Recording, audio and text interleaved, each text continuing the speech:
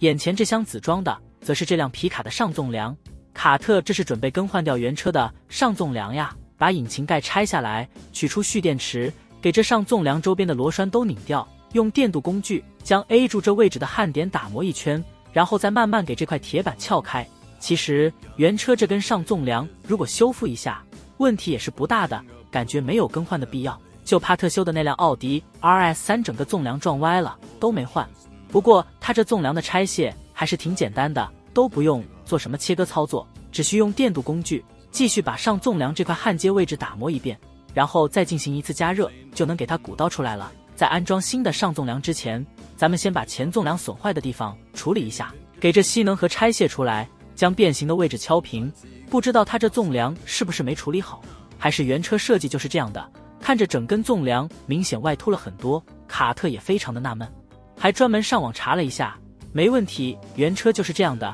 防止等会拆卸这部位的铁板出现啥意外惊喜。卡特准备对相应位置损坏比较严重的玻璃进行分离，就这一块前挡风玻璃都要700码内分离完事，再用吸尘器将这周围清洁干净，给焊点位置打磨一遍，随后取出这块铁板，似乎直接拆掉整块挡风玻璃更省事些。反正到时候也要换新的挡风玻璃。左边处理的差不多了，接着咱们把右边也解决一下，操作过程基本都一样，没啥区别，还是咱卡特修车带劲，要么不换，要换就都一起换掉。右边这根上纵梁完全都没看到有大的损坏迹象，刚准备休息一会，卡特就收到了经销商电话，说自己订的一些配件到货了，于是便驾车赶了过来。好像很少看卡特在网上订零件，每次修理的车子基本都是到相应的经销商订购，跟这里面的工作人员都混成老熟人了。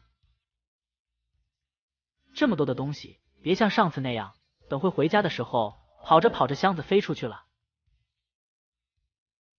显然这次咱卡特比较机灵，多绑了几根绳子，途中还算比较顺利。另外好在及时赶回来了，外面突然又下起了大雨。新的翼子板、保险杠的装饰件还有散热器片，还别说，这翼子板放上去效果挺不错，没有出现大的间隙。这个中冷器可花了不少码内，卡特选的这个前格栅多少感觉差点意思，全铝制的引擎盖，东西太多就不一一查看了，不然要看到明天去。咱们接着下面的维修工作，把车子的蓄电池拆掉，然后取出这个塑料件，保险丝盒也顺带手给它鼓捣下来，将这2根上纵梁放置好相应位置，拧上螺丝进行固定，再安装翼子板，还有这个车头框架，给新的铰链也整上去。引擎盖装好后，查看整体匹配的情况如何。